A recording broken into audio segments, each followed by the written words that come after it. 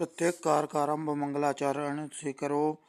भागवत में 3 मंगलाचरण हैं। प्रथम स्कंद में व्यासदेव का, द्वितीय स्कंद में सुखदेव का और संपत्ति समाप्ति में सूत जी का। शैया में सोया हुआ मनुष्य पाप अधिक करता है। प्रभात के समय मंगलाचरण करो, मध्याह्न में मंगलाचरण करो और रात में को सोने से पहले मंगलाचरण को। धीमहि व्यास जी ने ध्यान करते हुए कहा कि एक ही स्वरूप का बार बार चिंतन करो, मन को प्रभु के स्वरूप में स्थिर करो। एक ही स्वरूप का बार बार चिंतन करने से मन शुद्ध होता है। परमात्मा के किसी भी स्वरूप को इष्ट मानकर उसका ध्यान करो। ध्यान का अर्थ है मानस दर्शन। राम कृष्ण शिव या किसी भी स्वरूप का ध्यान करो, सर्वश्रेष्ठ सत्य स्वरूप है। प्रभु का ध्यान करता हूँ, ऐसा श्री व्यास जी ने मंगलाचरण में कहा। व्यास जी ऐसा आग्रह नहीं करते हैं कि एकमात्र श्री कृष्ण ही ध्यान करो।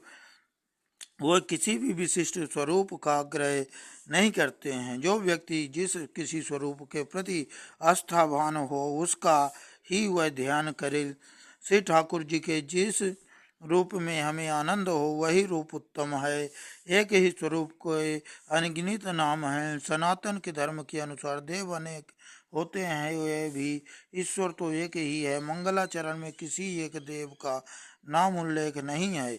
ईश्वर एक ही है, केवल उनके नाम और स्वरूप अनेक हैं। वृषभानु की आज्ञा थी कि राधा के पास जाने का किसी भी पुरुष को अधिकार नहीं है। अतः साड़ी पहन और चंद्रावली श्रृंगार धारण करके श्री कृष्ण जी राधा से मिलने जाते हैं। कृष्ण साड़ी पहनाते हैं तो माता बनते हैं। एक सदा विप्रा बहुधा बदंती। ईश्वर के अनेक स्वरूप हैं किंतु तत्व एक ही है।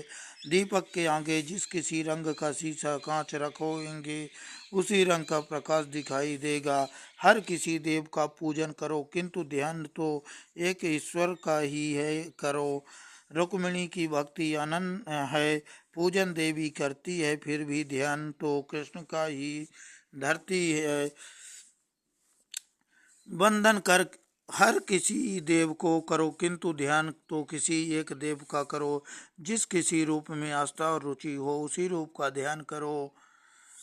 ध्यान ध्याता और ध्येय में एकत्व होना आवश्यक है और ऐसा एकत्व होने पर ही परमानंद की प्राप्ति होती है। ध्यान के समय किसी और चिंतन मत करो, किसी चिंतन का ध्यान न करो, जड़ का नहीं है। ध्यान करना ही है तो श्री कृष्ण का ध्यान करो। अनेक जन्मों से इस मन को भटकते रहने की आदत हो गई है। ध्यान में पहले तो संसार के विषय ही उभरते हुए मन में न आए। ऐसा करने के लिए ध्यान करते समय परमात्मा के नाम बार बार चिंतन करो कि उससे मन स्थिर हो सके। उच्च स्वर से कीर्तन करो, कृष्ण के कीर्तन से जगत का विस्मरण होता है। परमात्मा के मंगलामय स्वरूप का दर्शन करते हुए कीर्तन करो। वाणी कीर्तन करें और आंख दर्शन करे तो मन शुद्ध और पवित्र होता है।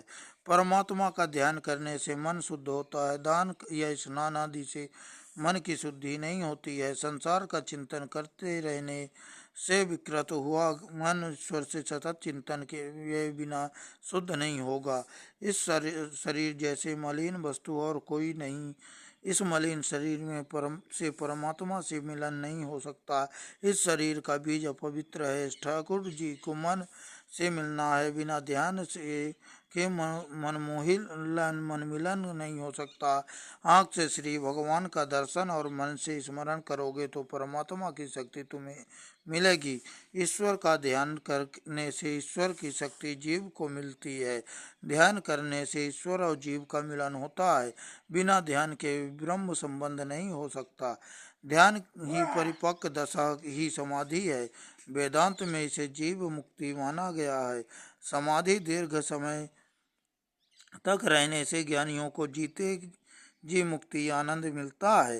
भागवत में बार बार कहा गया है कि ध्यान करो और जप करो। हरेक चरित्र में इस सिद्धांत का वर्णन किया गया है। पुनरुक्त दोष नहीं है। किसी सिद्धांत को बुद्धि में दृढ़ करने के लिए उसे बार बार कहना पड़ता है। भागवत के प्रत्येक स्कंद में इस जाप ध्यान की कथा है। बिना ध्यान के ईश्वर का साक्षात्कार नहीं हो सकता। वासुदेव देवकी ने 11 वर्षों तक ध्यान किया तो उन्हें परमात्मा मिले। भगवान भागवत का आरंभ ध्याय हो योग किया गया है। जो मनुष्य ईश्वर का ध्यान करेगा वह ईश्वर को प्रिय होगा। साधारण मार्ग का आश्रय लेकर ज्ञानी मुक्त होते हैं। ज्ञान से ज्ञानी भेद का निषेध करते हैं। ज्ञान मार्ग का लक्ष्य है। ज्ञान से भेद को दूर करना, भक्ति से भेद को दूर करना भक्ति मार्ग का लक्ष्य है। ध्येय एक ही है। सो भागवत का अर्थ ज्ञान परक और भक्ति परक हो सकता है। मार्ग और साधन भिन्न भिन्न हैं, किंतु ध्येय तो एक ही है।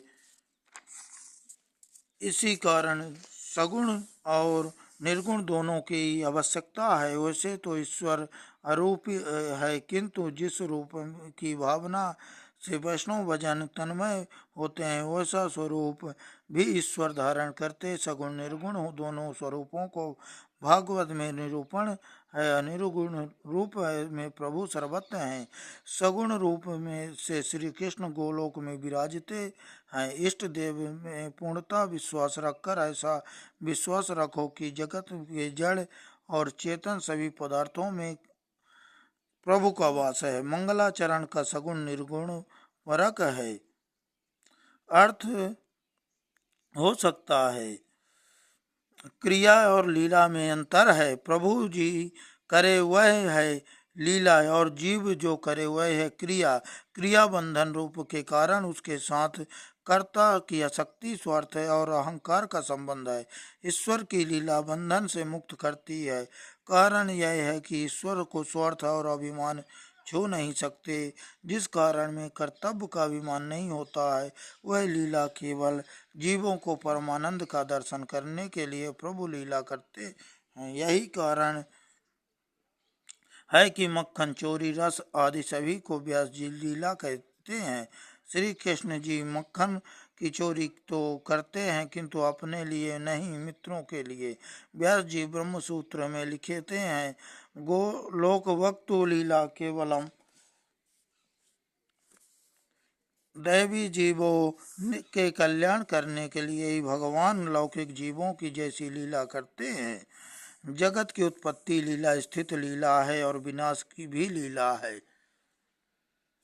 विनाश में भी आनंद है। सबका दृष्ट मैं हूँ, मैं का नाश नहीं होता। अहम मैं हूँ का विनाश न हो उसे भी ज्ञानी पुरुष लीला ही कहते हैं। मैं भी ईश्वर का अंश है, किंतु यह मैं अहंकार बनना चाहिए। कृष्ण गंधारी से मिलने गए तो गंधारी ने उन्हें श्राप दिया कि तुम्हारे वंश में भी कोई नहीं रहेगा, क्योंकि तुमने मेरे वंश में भी किसी एक को भी रहने नहीं दिया है। परंतु कृष्ण इसमें भी आनंदित हैं। वो कहते हैं कि माता जी, मैं भी यही सोचता था कि इन सब का विनाश कैसे करूं। ठीक ही हुआ कि आपने श्राप दे दिया। संताक्रम भुजंग सैनम पद्मनाभम सुरेशम विश्वाधारम गगन सत्सम मेघवर्णम शुभांगम लक्ष्मीकांतम कमल नयनम योग विद्या निगंबम वंदे विष्णु भयभयम सर्वलोकैकनाथम यम ब्रह्मा वरुणेन्द्र रुद्र मरुतासो स्तवई। यदि सर्प पर शयन करना पड़े तो भी परमात्मा को ही शांति ही मिलती है। लोगों को शैया और पलंग मिले तो भी शांति नहीं मिलती। श्री कृष्ण की शांति कैसी है? लय भी है, भगवान की लीला है। जीव की उत्पत्ति और स्थिति भांति है, परंतु लय नहीं। ब्रह्मा जी को देवदत्त का ज्ञान देने वाले और जगत की उत्पत्ति स्थिति संहार के कारण भूत श्री परमात्मा का हम ध्यान करते हैं। आदि कवि ब्रह्मा को